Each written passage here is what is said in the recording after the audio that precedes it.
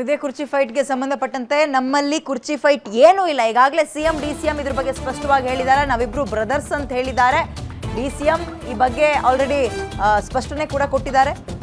ನಾವೆಲ್ಲ ಮಾತಾಡೋ ಅವಶ್ಯಕತೆ ಇಲ್ಲ. ಎಲ್ಲ ವಿಚಾರಗಳು ತೀರ್ಮಾನ ಆಗೋದು ಡೆಲ್ಲಿಯಲ್ಲಿ, ಅಂದ್ರೆ ಹೈಕಮಾಂಡ್ ನಿರ್ಧಾರಕ್ಕೆ ಬಿಟ್ಟಿದ್ದೀವಿ, ಬದ್ಧರಿದ್ದೀವಿ. ಹೈಕಮಾಂಡ್ ಏನೇ ಹೇಳಿದ್ರು ಕೂಡ ಕೆಲ ಶಾಸಕರು ತಮ್ಮ ವೈಯಕ್ತಿಕ ಸ್ಟೇಟ್ಮೆಂಟ್ ಕೊಡ್ತಾ ಇದ್ದಾರೆ.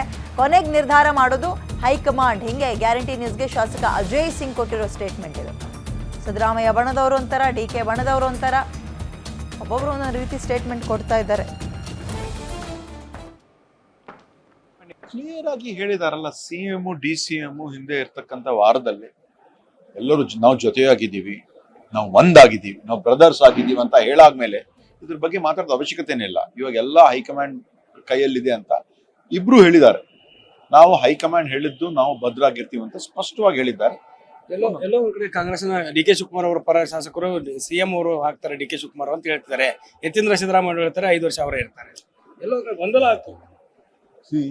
ಇವಾಗ ಕೆಲವು ಶಾಸಕರು ತಮ್ಮ ವೈಯಕ್ತಿಕವಾಗಿ ಏನಾದರೂ ಒಂದು ಹೇಳ್ಬಹುದು, ಆದ್ರೆ ಕೊನೆಯದಾಗಿ ಹೈಕಮಾಂಡ್ ಏನ್ ತೀರ್ಮಾನ ಮಾಡುತ್ತೆ ಅದೇ ಫೈನಲ್. ಕ್ಲಿಯರ್ ಆಗಿ ಹೇಳಿದಾರಲ್ಲ, CM DCM ಹಿಂದೆ ಇರ್ತಕ್ಕಂಥ ವಾರದಲ್ಲಿ ಎಲ್ಲರೂ ನಾವು ಜೊತೆಯಾಗಿದ್ದೀವಿ, ನಾವು ಒಂದಾಗಿದ್ದೀವಿ, ನಾವು ಬ್ರದರ್ಸ್ ಆಗಿದ್ದೀವಿ ಅಂತ ಹೇಳಾದ್ಮೇಲೆ ಇದ್ರ ಬಗ್ಗೆ ಮಾತಾಡೋದು ಅವಶ್ಯಕತೆನೇ ಇಲ್ಲ. ಇವಾಗ ಎಲ್ಲ ಹೈಕಮಾಂಡ್